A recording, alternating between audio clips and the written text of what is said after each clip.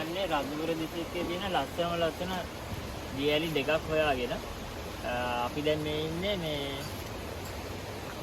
කුරුවිට නගරයට ආසන්න තියෙන බෝපත් ඇල්ල වලට යන මාර්ගය. මේ මාර්ගයේ දෙපැත්තට මාරම ලස්සනයි. මේ යන ගමන් අපිට පොඩි මේ වලට මේ පේනවත් දන්නේ මේ මෙතන මේ මාළු මේ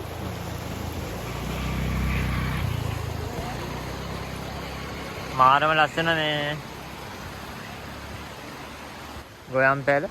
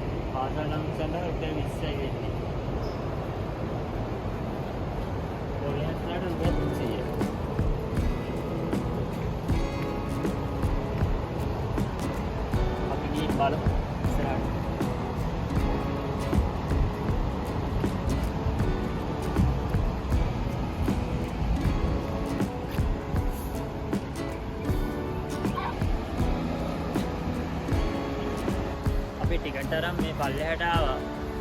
අපිට දැන් මෙතන මේක මෙතනින් එහා පැත්තට යන්න ඕනේ ඇල්ලට යන්න නම්. මේ පාරුවක් තියෙනවා මේක යන්න පුළුවන් වෙයි අපි බලමු. මේ වතුර වැඩි දවසට මේ පාරෙන් අපිට එහා පැත්තට යන්න පුළුවන්.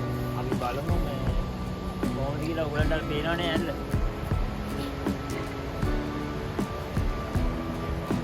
මේ වතුර වලින් ඒගොල්ලට යන්න ඕනේ. අපි ගිහින් බලමු මේ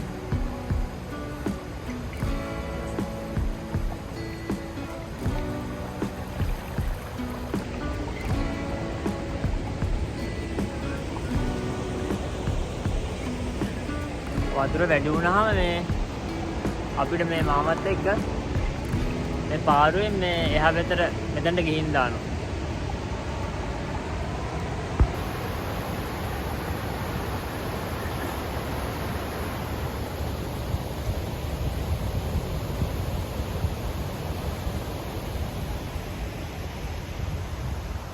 මේක මාරම අත්දැකීමක්.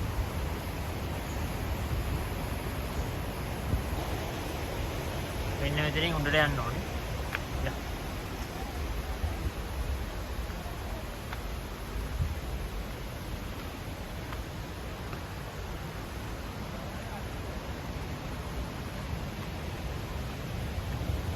අඩිපාර දිගේ ඉස්සරහට යන්න ඕනේ.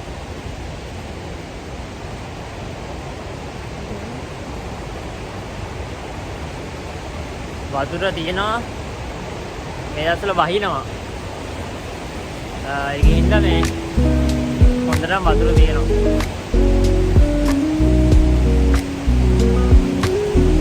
හරියට දියැලක් බලන්න නම් වහින දවස්වලටම එන්න ඕනේ. එතකොට දියැලේ තියෙන සුන්දරත්වය වැඩි.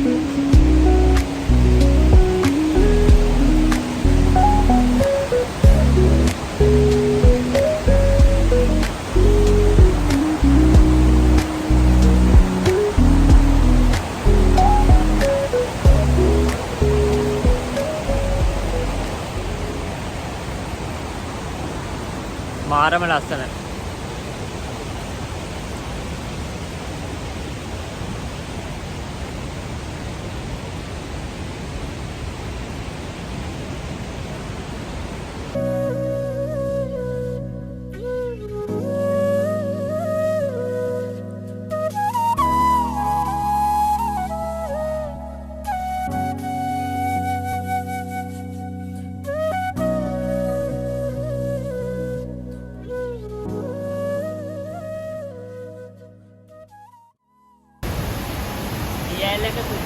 වැඩි වෙන්න නම් වැහැලා හොඳටම වතුර තියෙන්න ඕන. ඔයාලට පේනවා ඇති. බලන්න හොඳටම වතුර තියෙන අපි මේ ඉන්නේ ගෝපත් ඇල්ලේ. මේක ආරම්භ වෙන්නේ කුළුගගේ ඊට පස්සේ මේ වතුර ගෙහෙන්නම යන්නේ කළුවකට. මේකට ගෝපත් ඇල්ල කියලා කියන්නේ. බලන්න ඔයාලට පේනවා ඇති මේ අර උඩම ගෝපතක හැඩයක තමයි මේක පිහිටලා තියෙන්නේ. ඒ නිසා ගෝපත් ඇල්ල කියනවා. මේ ඇල්ල සාමාන්‍යයෙන් ආසන්න වශයෙන් ගත්තොත් අඩි 98ක් වගේ උසයි. ඔයාලට කොළඹින් නගිනවනම් කිලෝමීටර් 75ක වගේ දුරකින් තමයි මේක තියෙන්නේ. මාරම ලස්සනයි. ඔයාලට පේනවා ඇති මේ පරිසරය මේ හැමදේම මාරම මේ ගතියක් තියෙනවා. ඔයාලට ඇවිල්ලා මේ පරිසරයේ සුන්දරත්වය විඳලා ආරක්ෂා කරලා යන්න. මේ තමයි ගෝපත් ඇල්ල.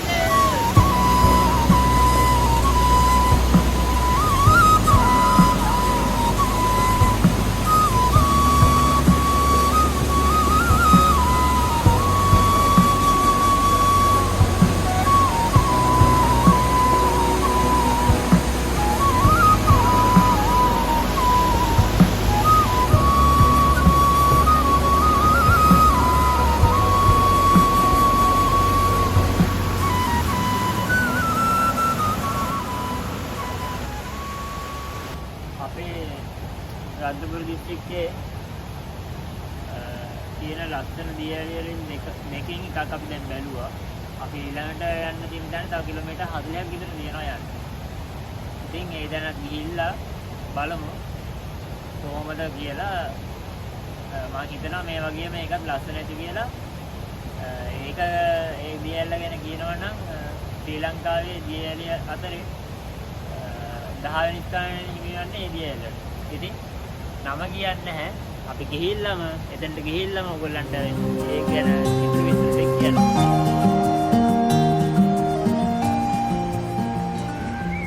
අපි දැන් ඊළඟ දියඇල්ල බලන්න යන ගමන් ඉන්නේ. යන ගමන් මේ නැවතුණත් ඇවිලි ගෙඩියක්. ඔයාලට මතකද නැහැ මේ ටික කාලෙක ඉස්සෙල්ලා වෛරල් ගියා ලංකාවේ ලස්සනම ෂෙඩ් එක කියලා. ඒ ෂෙඩ් එක තමයි මේ තියෙන්නේ.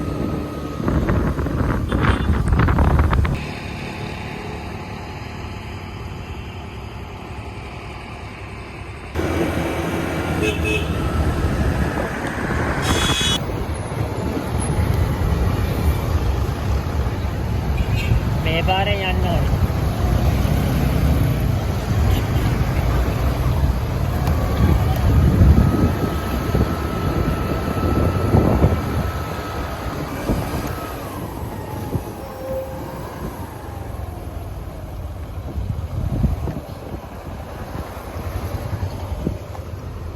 අපි දැන් මේ කීදී ඇල්ලට යන පාරේ ඉන්නේ. මේ බස් එකක් තියෙනවා ඕන්න. ඒ ගහලා තියෙන්නේ කිරිඳි කුමාරි කියලා. බලමු අපි ගියේ.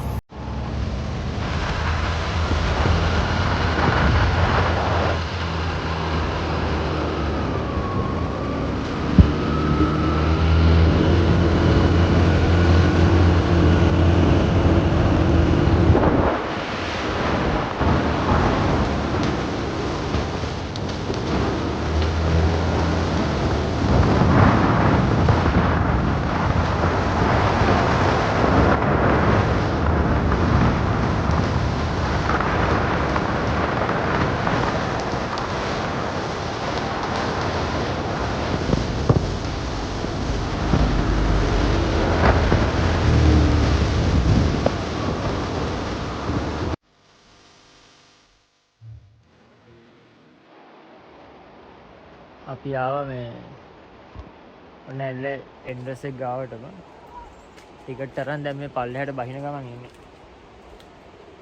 මෙන්න මේ වගේ මේ පඩිපෙළක් හදලා තියෙන්නේ.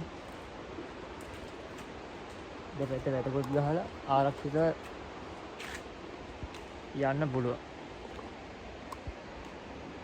අපි ගිහින් බලමු පල්ලෙහාට.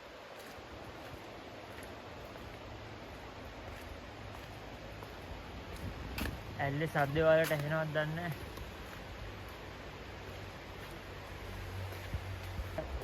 අපිත් එක්ක මේ යාළුවෙක් කෙනා යන්නේ. යා.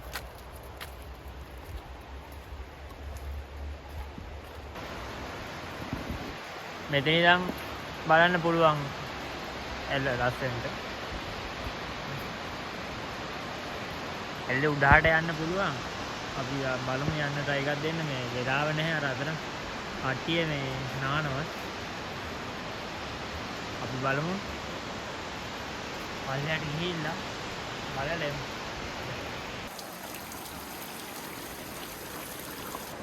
මෙන්න මේ වගේ පඩි තමා තියෙන්නේ යන්න. මේ ඉන්නේ අපිට මේ අපිත් එක්ක ට්‍රැවල් කරන්න අලුතෙන් එකතු යාළුවෝ. යා. එන්න. යා. යා. එදින මෙන්න එයාගේ තමයි පඩි තියෙන්නේ. මට අත්යටක් තියෙනවා. ඉතින් අල්ලගෙන බහැලා යන්න දෙයි. ඔන්න අපේ ගයිඩ් යනවා ඉස්සර වෙලා.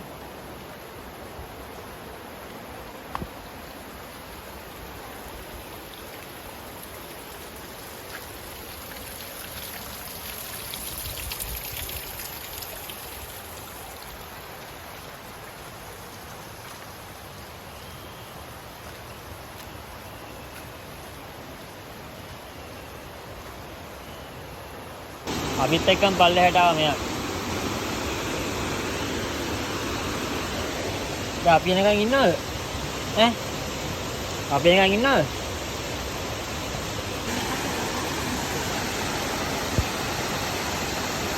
මාරම ලස්සන නුවර දිස්ත්‍රික්කයේ තියෙන තවත් තාමත් ලස්සන දියැලක් තමයි කේන්ති ඇල්ල කියලා කියන්නේ. උත්තපිටිය ගම්මානේ උත්තපිටිය කන්දෙන් තමයි මේ දියැල්ල ආරම්භ වෙන්නේ. ඉරිදි ඔය තමයි මේ ඇල්ලේ මේ මුල ගංගාව වෙන්නේ.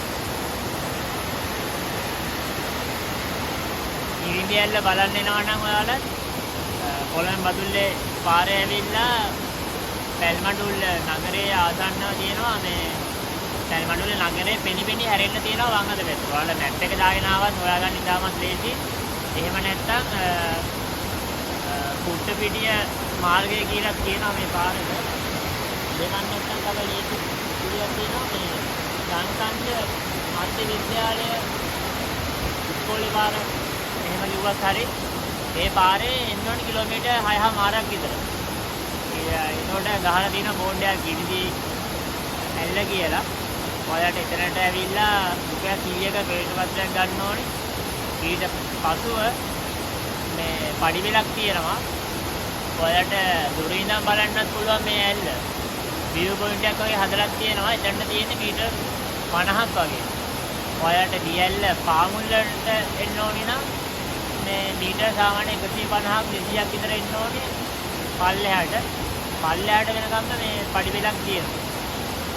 අත්තටකුත් තියෙනවා. ඒක සමහර තැන්වල නැහැ. ඉතින් ඊටමත් අලංකාරව දියැලක් තමයි මේ කිරිදියැල්ල කියලා කියන්නේ. මේ ඇල්ල මීටර් වලින් ගත්තොත් මීටර් 116ක් උසයි. මේ තමයි කිරිදියැල්ල.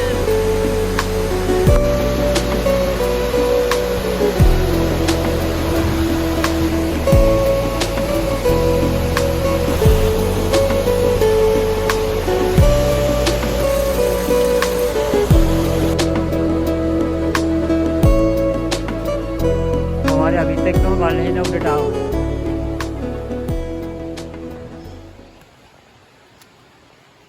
තවත් ලස්සන වීඩියෝ එකකින් හම්බ වෙනකම් අපි එහෙනම් යන්න පිටත් වෙනවා. මේ කියන්න තියෙන්නේ මෙච්චරයි. මොකද අපි දැන් දැක්කා මේ දියැලට යන දෙයරි දෙකේම දියැලට යන මේ අඩිපාරේ තියෙනවා දෙපැත්තම මේ එක එක පොලිතීන්, බියර් බෝතල්, බියර් ටින්. ඉතින් ඕවා නිසා පරිසරය විනාශ වෙනවා. ඒවා ඉතින් පරිස්සම් කරන්න කියලා තමයි කියන්න තියෙන්නේ පරිසරේ. එහෙනම් අපි තවත් ලස්සන වීඩියෝ එකකින් හම්බ වෙමු.